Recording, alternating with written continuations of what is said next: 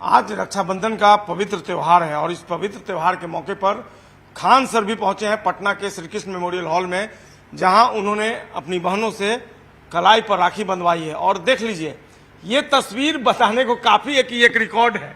क्या खान सर? अरे 15,000 से ज्यादा राखी। अब मेरा हाथ नहीं उठता आज रक्षाबंधन के दिन, और इस कलयुग में हम सौभाग्यशाली हैं जो आज के दिन 15,000 से ज्यादा बहनें अपने घर जाके अपने भाई को नहीं बल्कि हमको राखी बांधने के लिए पटना रुकी हुई हैं। और इतना राखी किसी को नहीं बांधा जाता है। ये कब से सिलसिला शुरू हुआ था राखी बंधवाने का? जब से हम पढ़ा रहे हैं तब से। जब शुरुआत किए थे तो 8-10 राखियां बांधी जाती थी और आज 10-15 हजार राखियां बांधी जाती है, और ये सिलसिला कभी नहीं रुकेगा। और हमें पूरी दुनिया को बताना चाहते हैं, और हमें घमंड है और हमें गुरूर है अपनी संस्कृति पर कि ऐसी भारत जैसी संस्कृति पूरे विश्व में किसी की भी नहीं है। इतनी गौरवपूर्ण संस्कृति। हम लोग अपने पश्चिमी सभ्यता और पश्चिमी कल्चर को अपनाने के चक्कर में भारत की इतनी महान संस्कृति को धूमिल करते जा रहे हैं। खान सर कह रहे हैं कि ये 15,000, की मुझे नहीं लगता 15,000 ही होगी ये राखियां। 15,000 से कहीं ज्यादा होंगी, इसको गिनना भी मुमकिन नहीं है। मुश्किल हो जाता है, हाथ नहीं उठता है, खून रुक जाता है अंदर यहाँ पे जो शुरू में बांध देती। और राखी के लिए नियम होता है कि हम इसे काट नहीं सकते हैं, कैंची चाकू से नहीं काट सकते हैं। इसे हम धीरे धीरे छुड़ाना पड़ेगा। तो हमको 3-4 घंटा लग जाता है इसको छुड़ाने में, और इतना राखी किसी को नहीं बांधी जाती है। इतनी सारी राखियां, इतने सारे संकल्प और इतने सारे आपकी तरफ से वायदे, ये लगता नहीं है कि एक जिम्मेवारी है आपकी? बहुत जिम्मेदारी है। आज एक लड़की आई, उसके पिताजी को पैंक्रियाज में कैंसर है जी, और खगड़िया की शायद रहने वाली है। तो उसका कहना है कि सर रक्षाबंधन के दिन हम आपसे एक चीज मांगना चाहते हैं। आपने डायलिसिस सेंटर खोल रहे हैं, ब्लड बैंक खोल रहे हैं, डायग्नोसिस सेंटर है आपका, जांच के लिए एक्सरे अल्ट्रासाउंड ये सब के लिए खोल ही रहे हैं। आपसे एक रिक्वेस्ट है सर, राखी के दिन मना मत कीजिए। हम क्या बताओ, तो कहे मेरे पिताजी को कैंसर है, कैंसर हॉस्पिटल खोल दीजिए। अब हम हो गए धर्म संकट में फंस गए कि राखी के दिन हम मना कैसे कर सकते हैं। अब हम इस राखी का संकल्प लेके कहते हैं कि राखी खोलने से पहले इंडिया के टॉप 100 कैंसर डॉक्टरों से बात करेंगे और उनसे आग्रह कहेंगे कि हमारी मुहिम में साथ दीजिए, क्योंकि हम तो डॉक्टर हैं नहीं। हम एक साफ नियत से ये काम करने के लिए ठाने हैं। लेकिन खान सर, कहा जाता है कि मनी बिगेट्स मनी, पैसा पैसा बनाता है। लेकिन पैसा तो आपने बना लिया, लेकिन अब उसको आगे नहीं बढ़ाना चाहते, अब समाज सेवा में आप उतर जाना चाहते हैं। ऐसा नहीं है। आप किसी भी इंसान से, सड़क चलते राहगीर से पूछिएगा, क्या खान सर पैसे ज्यादा लेके पढ़ाएं? पिछले 5 सालों से हम पूरे इंडिया से लड़ रहे हैं फीस कम करने के लिए, और हम उस मुहिम में लगभग 60-70% कामयाब भी हो गए हैं। आज हर शिक्षक अपना फीस डाउन कर रहा है और हमें बड़ा खुशी होती है, और ऐसे शिक्षकों लोग को हम सैल्यूट करते हैं कि हमारी मुहिम में साथ दिए। 5 साल लग गए इसमें, तो हमने कभी ज्यादा पैसे नहीं कमाए। 200, 250, 2 लाख फीस होती थी यूपीएससी की सर, 6-7 हजार रुपया पिला दिए। हमारे यहाँ एक लड़की आई थी, ज्योत्सना नाम था उसका, शादी के 17 साल बाद पढ़ाई चालू की थी। कहती सर 4,500 रुपया फीस था, अभी बीपीएससी निकाल करेंगे, पीसीएस बन गई आप। तो हमने कभी ज्यादा फीस नहीं लिया। तो सब कोई खान सर जैसा क्यों नहीं हो जाता है? अब सबकी अपनी अपनी सोच। हम लोग बड़ा तकलीफ में देखे थे, हम लोग भी नहीं कोचिंग ले पाए क्योंकि पैसे नहीं हुआ करते थे, और कुछ ऐसे टीचर थे जो कम फीस में पढ़ा देते थे, तो उनके यहाँ ले जाते थे पढ़ने के लिए। लेकिन इतना इंसानियत रहती थी कि वहां जाके हम लोग बेंच पे नहीं बैठते थे, पीछे खड़े हो जाते थे, ताकि जो फीस दिया है वो बैठ के पढ़ सके।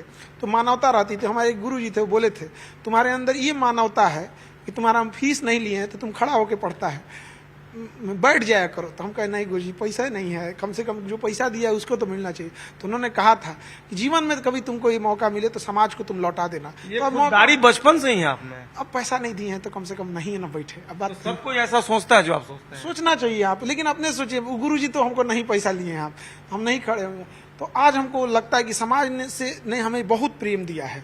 आज भी हम ये कह सकते हैं ना, ये कोई मंत्रियों जी होंगे ना तो गांव में सब जना के यहाँ नहीं जा सकते हैं, कुछ होगा। हम गांव के किसी भी का भी दरवाजा खटखटा के कह सकते हैं कि हमारा 2 रोटी आज खिला दो, वो प्रेम से खिला देगा। यहाँ पे ये हमने कमाया है। अब लौटाने की बारी आ गई है, अब उन्हें लौटाएंगे। अब देखिए बड़ी जिम्मेदारी आ गई है। अभी ब्लड बैंक है, डायलिसिस है, बड़ा महंगा हो जाता है डायलिसिस। अब जैसे अभी हम एक ऑटो वाले से बात कर रहे थे, तो उनको ऐसे एक सवारी ज्यादा बैठाने के लिए वो लोग ऑटो में किनारे ऐसे लपक के बैठ जाते हैं, उनके केहूनी में चोट लग गया था। अब बताइए, वो ऑटो वाला है, उसको जाएगा एक्सरे कराने तो 500-600 रुपया लग जाएगा।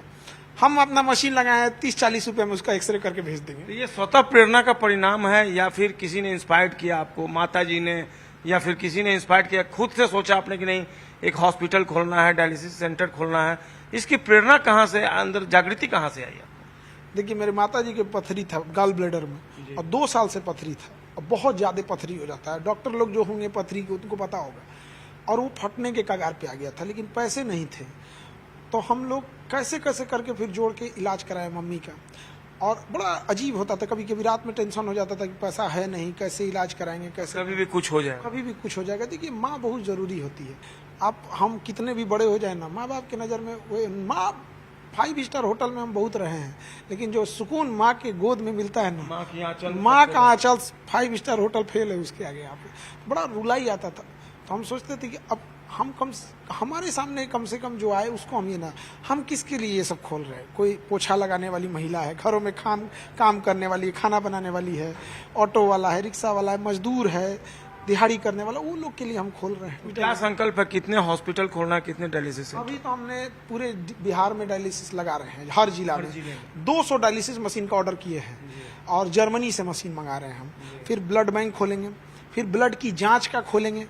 किसी बच्ची को थायराइड है, किसी को लिपिड प्रोफाइल चेक करना है, किसी के किडनी में प्रॉब्लम है, बदन फूल रहा है, लेकिन जाएगा अभी KFT LFT कराने के लिए 500 का बिल थमा देगा। तो उसको अगर हमें लगता है कि उसको 50 रुपया, 100 रुपया, 60 रुपया, 80 रुपया में हम कर देंगे, तो उसके लिए बड़ा मतलब एक आसानी हो जाएगा। बड़े पैमाने पर इसके तहत एम्प्लॉयमेंट भी मिलेगा बच्चों को। हाँ, रोजगार भी मिलेगा। कम से कम 25-30 हजार लोगों को तो रोजगार मिल जाएगा। अगर हर जिले में इस चीज को रोकेंगे तो हमको लगता है अच्छे खासे लोगों को रोजगार भी दे देंगे। बहुत लोगों को रास नहीं आएगी खान सर आपकी ये पहल। ये तो ईसा मसीह को समाज ने सूली पे चढ़ा दिया था। हाँ, भगवान राम जब वनवास काट के आए थे तो सीता माँ को अग्नि परीक्षा में बैठा दिया। इमाम हुसैन अलैहिस्सलाम का गर्दन काट दिया। समाज हमको छोड़ेगा, लेकिन हम रुक तो नहीं सकते हैं। तो हमें गीता में कृष्ण भगवान ने कहा था कि इस धरती को राक्षसों के आचरण से नुकसान ज्यादा नहीं पहुंचा, बल्कि महात्माओं के मौन धारण ने ज्यादा क्षति पहुंचा दिया। तो हमें आपको आगे आना पड़ेगा, वरना गरीब को लोग जीने का भी अधिकार छीन लेंगे।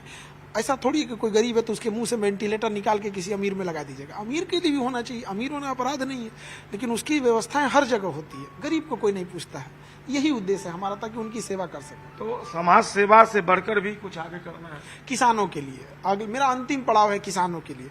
हमारा उद्देश्य यह है कि किसान को खेती के साथ साथ ऐसा क्या किया जाए खेती में ही कि उसको सालाना 8 से 10 लाख रुपए अलग से आ जाए। अगर अलग से आ गया किसानों को इतना पैसा, तो किसानों की स्थिति में बहुत अच्छा सुधार हो जाएगा। और हमें लगता है कि हम 1 लाख किसानों को भी अगर उस मुहिम से जोड़ सके तो अपने आप को सौभाग्यशाली समझेंगे। लोग अंतिम पड़ाव राजनीति भी मानते हैं। अगर आप जैसे लोग राजनीति में आए, ये कोई विवाद का विषय नहीं है, लेकिन अगर आप जैसे लोग राजनीति में आए तो इसका एकमात्र उद्देश्य होगा समाज कल्याण, समाज की सेवा करना। तो क्या भविष्य में राजनीति में आने की आपने सोची है? क्योंकि आप जैसे लोगों की जरूरत है राजनीति में। हमें राजनीति में दिलचस्पी नहीं है, हमको राजनीति पढ़ाने में दिलचस्पी है। राजनीति पढ़ाते हैं हम। ये जो लोग राजनीति करते हैं ना, उनको हम पढ़ाते हैं राजनीति। तो ऐसा कोई वो नहीं है। हम एक शिक्षक के तौर पे हम हैं, पढ़ा रहे हैं। मेरा उद्देश्य है हम किसानों की सेवा कर सके। और मीडिया कई बार चला देती है कि राजनीति में नहीं जा रहे हैं। एक्चुअल में होता क्या है ना कि इलेक्शन आ रहा होता है, तो इलेक्शन में लोगों की उम्मीदें जग जाती हैं, कहीं ये भी चुनाव लड़ ले। हम नहीं लड़ रहे हैं, क्योंकि बिहार में इस साल इलेक्शन है अक्टूबर-नवंबर में, तो उसी से लोग जोड़ कर देख रहे हैं। ऐसा नहीं है। उद्देश्य है समाज को लौटा देना। और बहुत सारी चीजें आप बिना राजनीति में जाए भी कर सकते हैं, लेकिन हम ये जरूर कहते हैं पढ़े लिखे लोगों को राजनीति में जाना चाहिए।